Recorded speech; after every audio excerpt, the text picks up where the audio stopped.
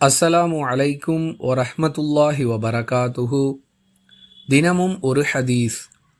வழக்கமாக நோற்கக்கூடிய நோன்புகளை தவிர ரமலானுக்கு முந்தைய நாளிலும் அதற்கு முந்தைய நாளிலும் வேறு எந்த நோன்புகளையும் நோற்கக்கூடாது என்று அல்லாஹுவின் தூதர் ஸல்லல்லாஹு அலைஹி வஸல்லம் அவர்கள் தடை விதித்தார்கள்.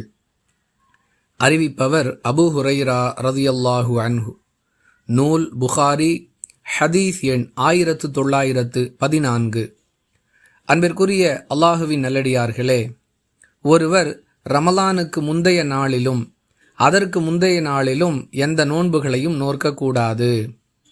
ஒவ்வொரு வாரமும் திங்கள் மற்றும் வியாழன் ஆகிய நாட்களில் நோன்பு நோக்கக்கூடியவராக இருந்தால் அந்த நோன்புகள் குறிப்பிட்ட அந்த நாட்களில் வந்தால் அவற்றை நோற்பதற்கு எந்த தடையும் இல்லை. மாறாக வேறு எந்த நோன்புகளையும் அந்த நாட்களில் நோற்கக்கூடாது என்பதே இந்த ஹதீஸ் சொல்லக்கூடிய தகவல். புரிந்து நடந்து கொள்வோம்.